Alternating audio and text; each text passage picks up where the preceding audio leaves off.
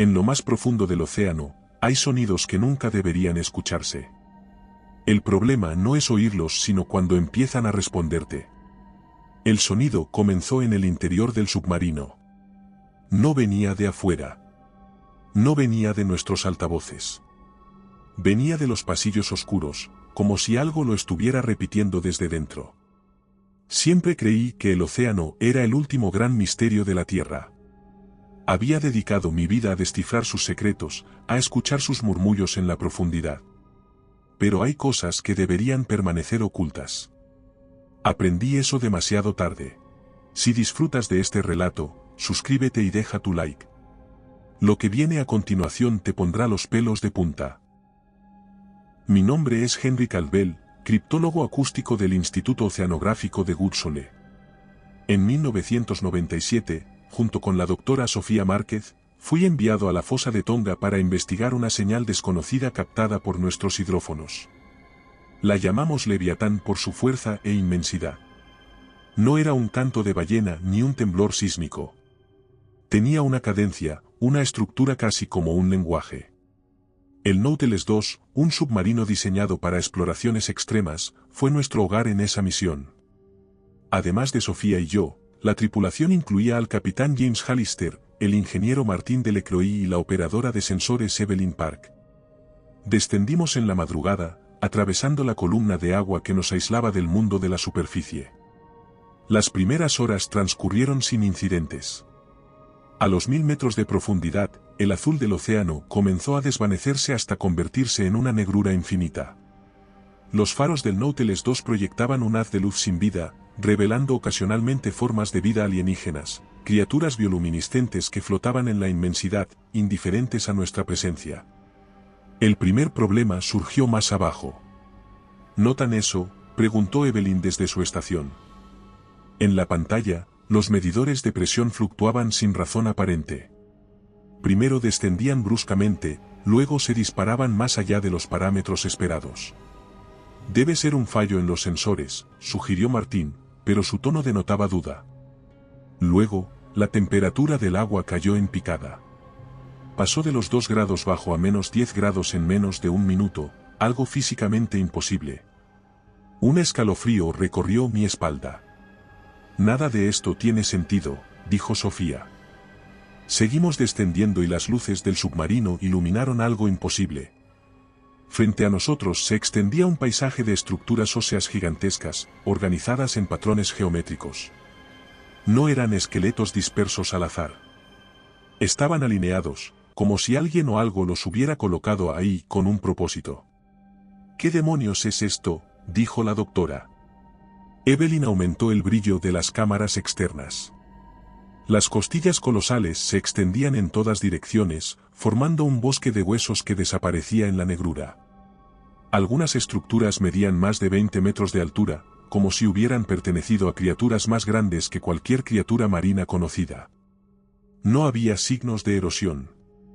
No parecían restos antiguos. Parecían recientes. No estamos viendo un cementerio natural, dije, tragando saliva. Esto es una construcción. Nadie respondió. El silencio en la cabina era sofocante. Entonces, el sonido regresó. No fue un eco distante ni un crujido del casco. El sonido venía de dentro del submarino. Giré bruscamente hacia los pasillos traseros.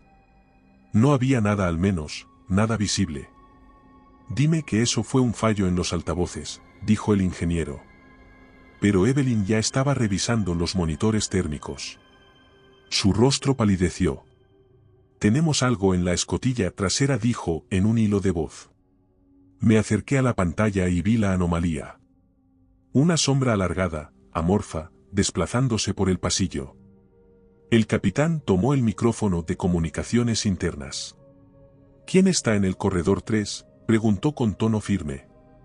No hubo respuesta. El sonido se repitió.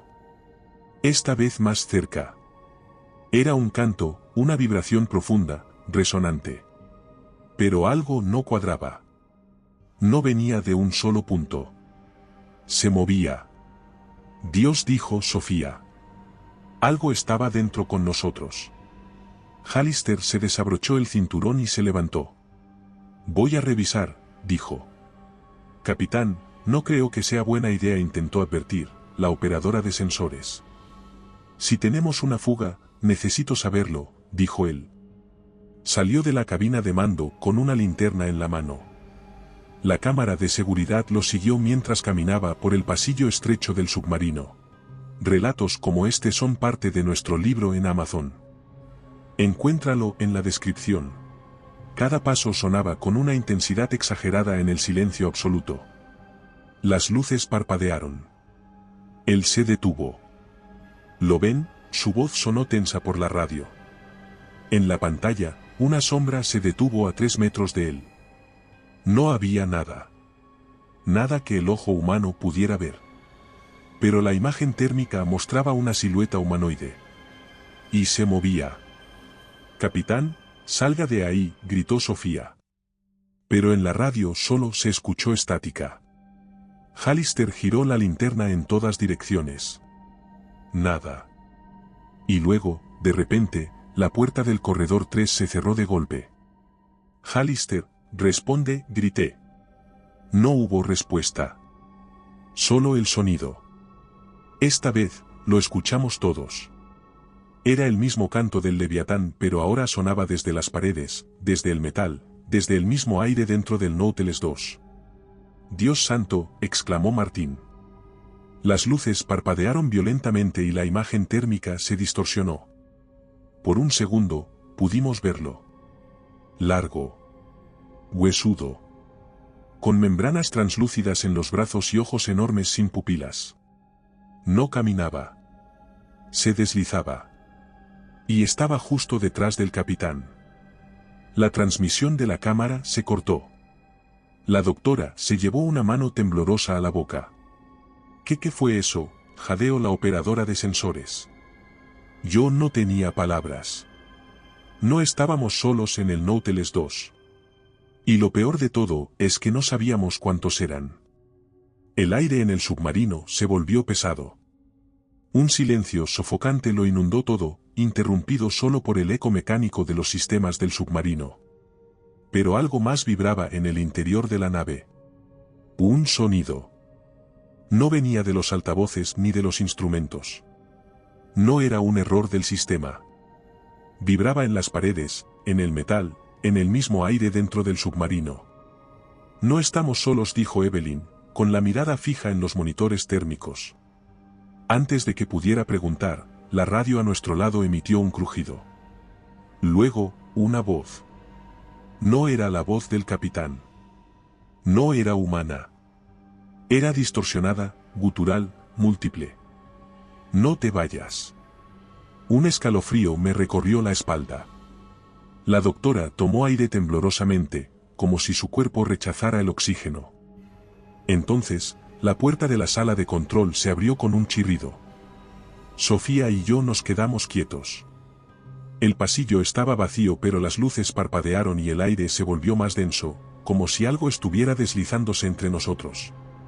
¿Qué carajo está pasando aquí?, dijo Martín, ajustando la correa de su cinturón de herramientas.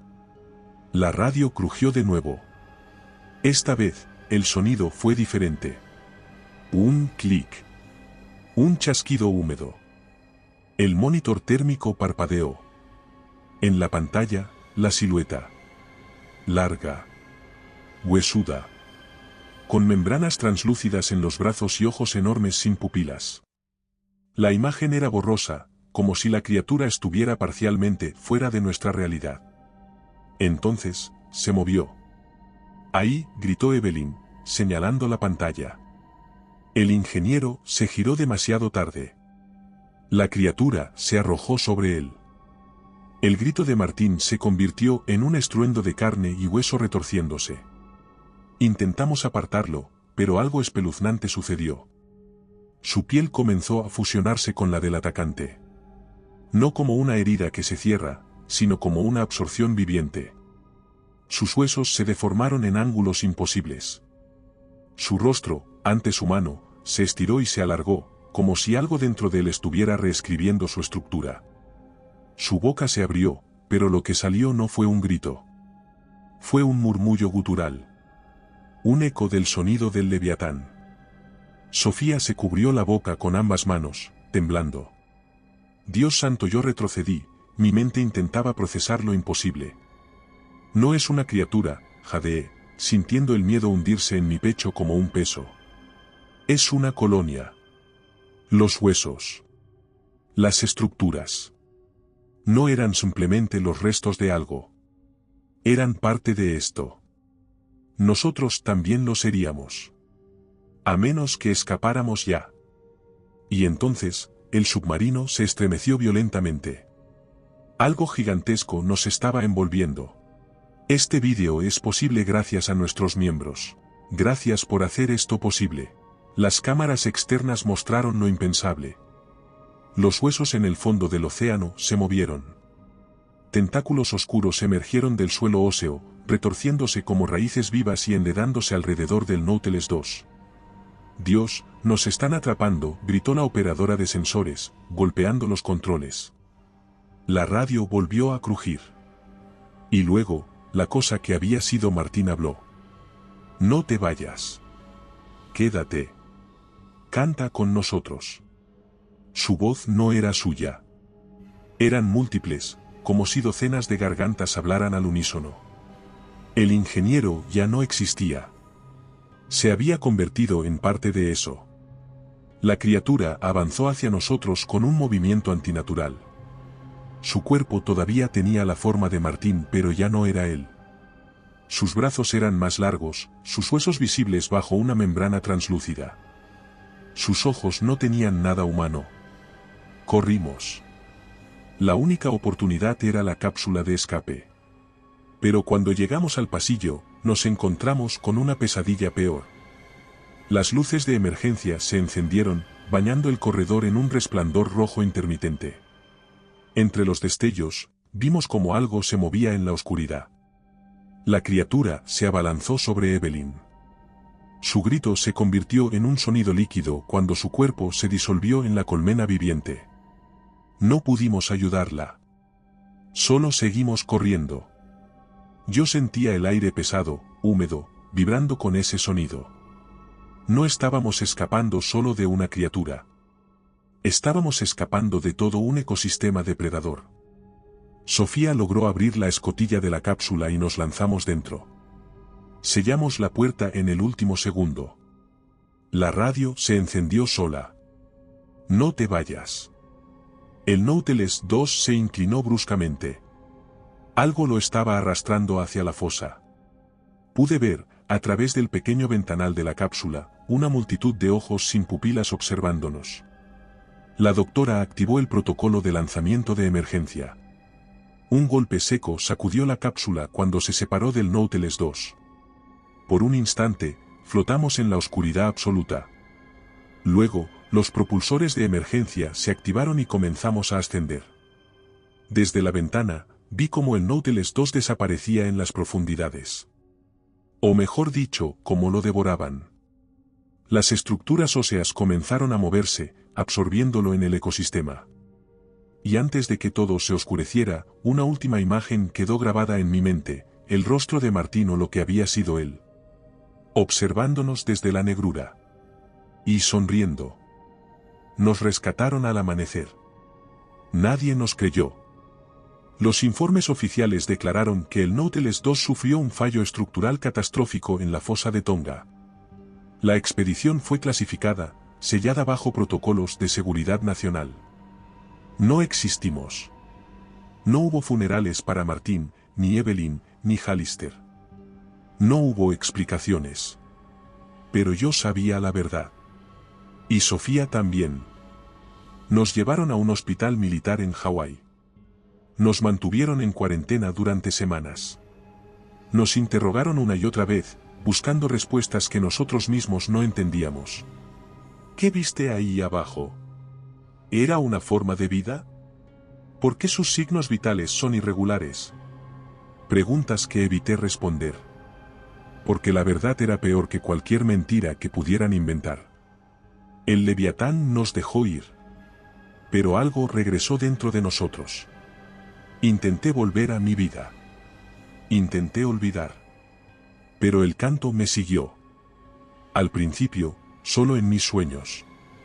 Un murmullo lejano vibraba en mi subconsciente.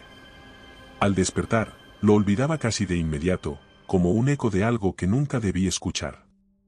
Pero con el tiempo, empezó a seguirme despierto. Oía un leve zumbido cuando estaba solo. Un eco en la radio cuando la estática llenaba la frecuencia. No quería admitirlo. No quería aceptar lo que estaba pasando. Si te ha gustado este relato, suscríbete para más historias como esta. Pero Sofía empezó a comportarse de manera extraña. Empezó con pequeñas cosas. Sus manos siempre estaban frías, incluso bajo el sol abrasador de Hawái.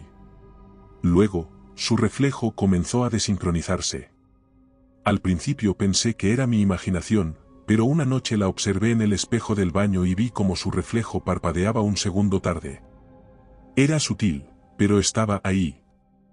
Sofía, le llamé. Ella no respondió. Solo giró lentamente la cabeza y me miró. Sus pupilas parecían más grandes, más oscuras. Algo extraño en su expresión. Como si estuviera calculando cómo debía reaccionar. Cerré los ojos y respiré hondo. Cuando volví a mirar, su reflejo se movió con normalidad. Tal vez estaba paranoico. Las semanas pasaron. El canto se fue haciendo más fuerte. La doctora apenas hablaba. Su mirada se perdía en el horizonte por largos periodos de tiempo, como si escuchara algo que yo no podía oír. Una noche desperté sobresaltado, con el corazón latiendo como un tambor. Sentía una presencia en la habitación. Cuando giré la cabeza, Sofía estaba de pie junto a mi cama. Inmóvil. Sus ojos abiertos desmesuradamente, fijos en mí.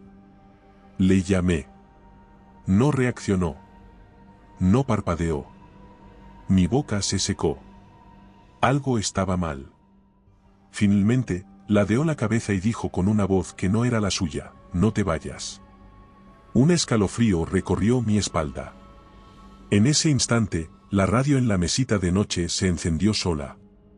Un sonido estático, distorsionado inundó la habitación. Y luego, mi nombre. Susurrado. Gutural. Henry. Me incorporé de golpe. La doctora no se movió. El sonido seguía vibrando en la radio. Corrí al baño y encendí la luz. Cerré la puerta con seguro y me apoyé contra el lavabo, tratando de controlar mi respiración. No es real, me dije. Pero entonces, miré el espejo. Mi reflejo no me siguió al instante. Parpadeó, con un retraso de medio segundo. Sentí un nudo en la garganta. Y entonces, por un instante, vi algo más en el vidrio. Ojos sin pupilas. Membranas translúcidas en mis brazos. Retrocedí, respirando con dificultad. Cerré los ojos. Cuando volví a mirar, mi reflejo parecía normal. Pero ya no podía ignorarlo.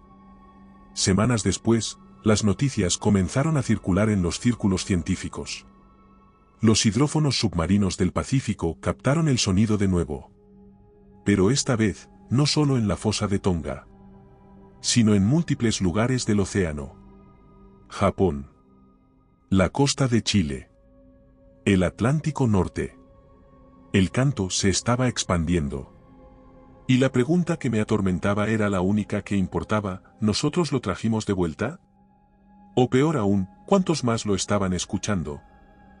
Si te ha gustado este relato, aquí tienes otro que te pondrá los pelos de punta. Si buscas historias más intensas, en nuestro canal de relatos largos te esperan narraciones de más de una hora. Y si quieres llevar el terror contigo, nuestro libro en Amazon tiene historias exclusivas. Buenas noches, desde Terreno Misterioso.